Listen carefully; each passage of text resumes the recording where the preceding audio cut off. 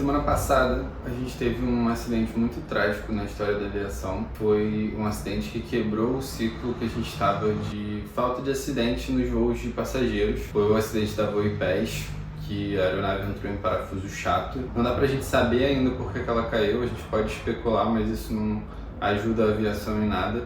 A gente precisa esperar o relatório final do CENIPA. O tema parafuso chato ele começou a ser bastante falado.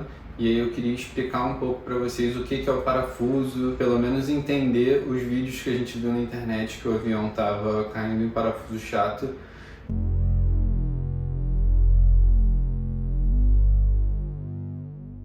Não vai ser uma explicação do acidente, a explicação oficial só vai vir do CENIPA. Mês que vem a gente vai ter o relatório preliminar, já com os áudios de caixa preta e tudo mais. Só que a investigação de fato ela demora alguns anos para sair, então normalmente em 1 ou 2 anos a gente talvez tenha a resposta desse acidente. É sempre triste falar de acidentes, os pilotos têm a cultura de estudar bastante os acidentes aeronáuticos porque a gente quer entender o que aconteceu para que não aconteça de novo. Mas esse, por ser muito próximo e quebrar esse ciclo que a gente estava de 17 anos sem acidente de avião de passageiros, é bem triste da gente falar sobre. A aviação continua e a gente precisa entender o que aconteceu para que não aconteça de novo. Cada vez mais a gente tenha menos acidentes. Esse ano em especial está sendo um ano com bastante acidentes. Semana passada também caiu um King Air. Enfim, mas não dá para saber ainda. É sempre bom ressaltar isso. A gente não consegue já saber o que aconteceu.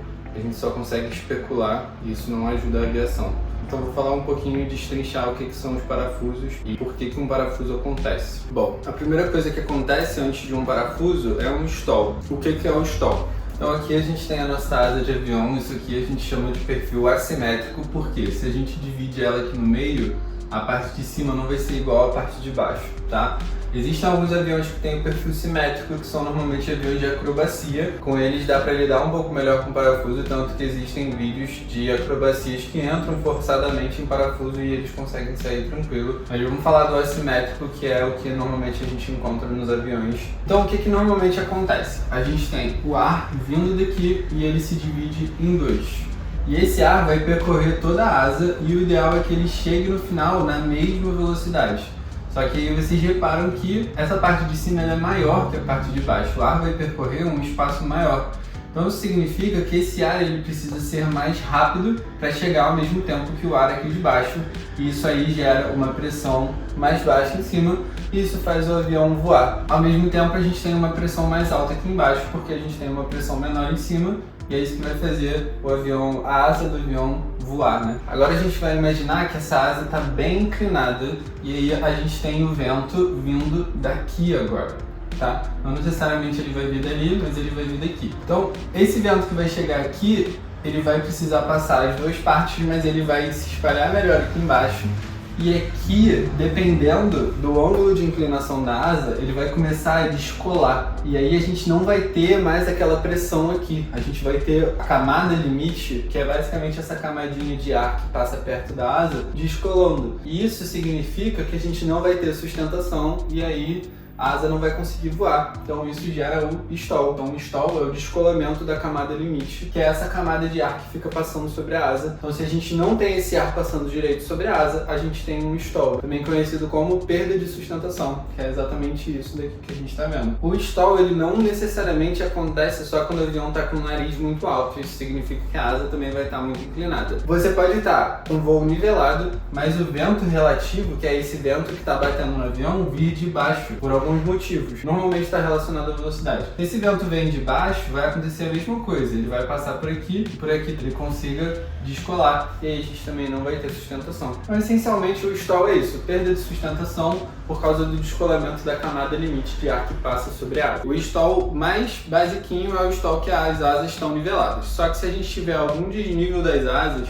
ou a gente forçar algum desnível das asas, o avião pode entrar em um stall que a gente chama de parafuso. Por que ele vai entrar nesse parafuso? Porque a asa de cima, imagina que ele está para esse lado, a asa de cima ela vai estolar primeiro do que a asa de baixo. Porque imagina que a asa de cima numa curva ela está gerando mais sustentação, então se a gente já joga essa asa para cima e estola, ela vai estolar primeiro e aí o avião vai cair. Normalmente ele cai pro outro lado e aí entra num parafuso. Vou colocar um vídeo para vocês verem, mas basicamente existem dois parafusos. O parafuso normal e o parafuso chato. O parafuso normal, e aí vocês vão imaginar que em volta do avião existem 3 eixos. Existe o eixo vertical, que ele passa de cima para baixo do avião. Existe o eixo longitudinal, que passa da frente para trás do avião. E existe o eixo lateral, que passa de uma ponta da asa para outra ponta da asa. Então, no parafuso normal, o parafuso mais clássico, o avião vai ficar girando em torno do seu eixo vertical, ou seja, ele vai apontar o nariz para baixo e ele vai ficar girando, basicamente. E para sair desse parafuso é relativamente tranquilo, você precisa quebrar o ciclo que ele entrou de ficar girando em volta do próprio eixo. Então você dá o pedal para o outro lado e aí você deixa o avião mergulhar e aí recupera, porque aí você vai conseguir velocidade. Uma coisa também que acontece é que normalmente a gente não dá motor no parafuso porque você vai acelerar a sua chegada no chão, né? Então você tira o motor, dá pedal para o outro lado e aí puxa o avião, que aí você vai conseguir recuperar. Então essa é a saída do parafuso normal. O parafuso normal é relativamente tranquilo. Às vezes acontece na instrução da gente entrar por causa de rajada de vento ou alguma coisa assim no avião, mas não é tão comum. Agora, o parafuso chato já é um parafuso muito mais caótico, porque basicamente a gente entra num parafuso chato quando a cauda do avião está muito pesada. Ele entraria como se fosse num parafuso mesmo, só que quando a cauda está pesada, ele entra nesse parafuso chato, que ele fica girando em torno do eixo vertical com o nariz para frente. Ele não consegue recuperar. Está tão com pouca velocidade de deslocamento que ele fica girando em torno do próprio eixo, só com o nariz apontado. E aí é um parafuso muito mais chato de sair, porque basicamente você precisa deslocar o centro de gravidade do avião para a ponta do nariz para que você consiga ceder o nariz e aí virar um parafuso normal, depois sair do parafuso e recuperar. Aviões de passageiros, se eu não me engano, eles não são nem homologados para sair de parafuso direito, porque você não vai entrar em parafuso, sabe? Você tem tantas camadas de segurança para que você não entre no parafuso, que é muito difícil isso aconteça num avião de passageiros. Mas caso aconteça, o avião minimamente consegue sair de um parafuso, talvez o parafuso normal, mas o chato já é um parafuso muito mais complicadinho. Existe um avião lá no Aeroclube de Juiz de Fora que eu vou, que é o T-23, e ele tinha um errinho de projeto que ele chamava fazedor de viúvas, porque ele entrava no parafuso chato e a galera não conseguia sair, aí tinha que ejetar. Aí depois eles botaram uma peça lá que aí resolveu o problema. Eu até vi na internet um comandante falando como sair de um parafuso chato, mas não faz parte do treinamento dos pilotos, pelo menos até então. Talvez com a resolução do acidente a gente veja essa mudança acontecer. Mas por enquanto não faz parte do treinamento de piloto, ninguém sabe direito sair de parafuso chato. A gente só sabe que o avião entra quando a cauda está muito pesada e eu nem sabia como sair, talvez os comandantes mais experientes soubessem. Os pilotos de acrobacia normalmente sabem, mas para pilotos de avião normal, sem ser acrobacia, passageiro e tal, não é uma coisa que acontece muito. Uma das possíveis causas que está sendo muito falada, e aí não vou especular, mas faz um pouco de sentido ali para o contexto que estava acontecendo no acidente, é gelo na asa.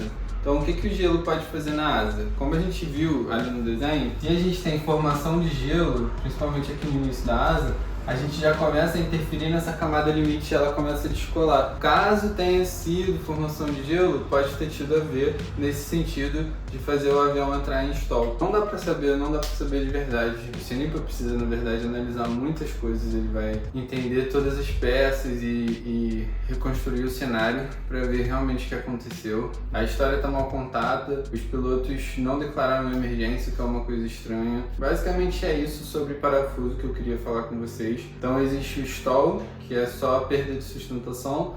Existe o parafuso, que é a perda de sustentação numa condição assimétrica das asas, né? E aí a gente entra no parafuso com o nariz para baixo.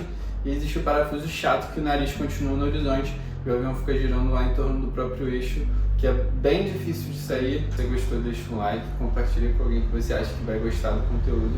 Se inscreve aqui no canal e é isso. Valeu!